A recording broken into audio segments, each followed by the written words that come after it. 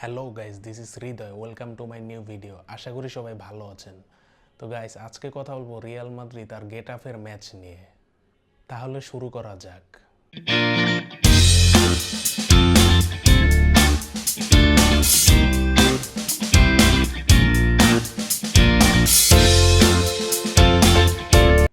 Santiago বার্নাব্যুতে গেটাফের সাথে 2-0 গোলে জিতল রিয়াল মাদ্রিদ। আর এই ম্যাচটা জেতা খুবই গুরুত্বপূর্ণ ছিল গাইস, যেহেতু গত ম্যাচে লিভারপুলের সাথে আমরা খুবই বাজে পারফরমেন্স করছি। আর বার্সা যেহেতু গত ম্যাচে পয়েন্ট ড্রপ করছে, তো এইটাই আমাদের কাছে সুযোগ ছিল বার্সার কাছাকাছি যাওয়ার। তো কালকের ম্যাচ জেতার পর বার্সার চেয়ে এক ম্যাচ কম খেলে 1 পয়েন্ট পিছিয়ে আছে রিয়াল মাদ্রিদ। প্রথমে মাদ্রিদের একাদশ নিয়ে একটু কথা বলি, যেহেতু কালকের ম্যাচে বেশ কিছু পরিবর্তন করছিল কার্লো অ্যানচেলোত্তি। ইনজুরি থেকে দলে ফিরেছে রড্রিগো এবং গতকালকের ম্যাচে এমবাপ্পের সাথে ফরওয়ার্ড লাইন স্টার্ট করেছিল সে। এছাড়াও রাইট ব্যাক থেকে আবারও মিডফিল্ডে ফিরেছিল ফেডেরিকো ভালভার্দে, যেখানে তার সাথে ছিল দানি সেবায়স, জুড বেলিংহাম এবং ব্রাহিম দিয়াস। আর ডিফেন্সে দুটো পরিবর্তন ছিল, যেখানে রাইট ব্যাকে ফিরেছিল লুকাস ভাস্কেস এবং লেফট ব্যাকে খেলেছিল ফ্র্যান গার্সিয়া। এছাড়া সেন্টার ব্যাকে ছিল রুডিগার আর রাউল অ্যাসেন্সিও।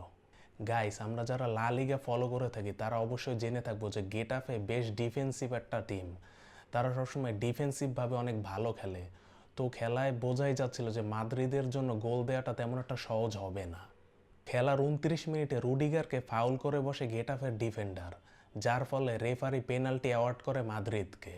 এখানে আমরা সবাই ভেবেই নিয়েছিলাম যে পেনাল্টিটা অবশ্যই নেবে কিলিয়ান এমবাপ্পে, কিন্তু ইন্টারেস্টিং বিষয় হলো পেনাল্টিটা নেয় জুড বেলিংহাম এবং খুবই সুন্দরভাবে পেনাল্টিটাকে গোলে কনভার্ট করে সে।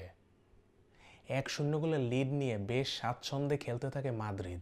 এরপরে খেলার 38 মিনিটে জুড বেলিংহামের পাস থেকে ডি বক্সের বাইরে থেকে অসাধারণ একটি গোল করে কিলিয়ান এমবাপ্পে। এবং গাইস, এরকম অসাধারণ গোল পিএসজি এবং ফ্রান্সে থাকাকালেও আমরা তার থেকে দেখেছি। 2-0 গোলের লিড নিয়েও ফার্স্ট হাফ শেষ করলে সেকেন্ড হাফে গেটাফে বেশ ভালো একটা কামব্যাক দেওয়ার চেষ্টা করেছিল। সেকেন্ড হাফে গেটাফে বেশ কয়েকটি চান্স ক্রিয়েট করেছিল, কিন্তু ক্রসবারে লাগার কারণে গোল হয়নি। মাদ্রিদও পুরোটা ম্যাচে গোল করার বেশ কয়েকটি সুযোগ পায়, কিন্তু তারা সেগুলো কাজে লাগাতে পারেনি। বিশেষ করে এমবাপ্পের কথা বলতে হয়, সে গতকালকেও 2-3টি চান্স ইজিলি মিস করেছে। তা না হলে মাদ্রিদ আরও বড় লিড নিয়ে ম্যাচটি জিততে পারত। ওভারঅল বলা যায় এই ম্যাচে মাদ্রিদের পারফরমেন্স ডিসেন্ট ছিল। তো গাইস, আজকের ভিডিও এই পর্যন্তই। নেক্সট ভিডিওতে আবার দেখা হচ্ছে ইনশাল্লাহ।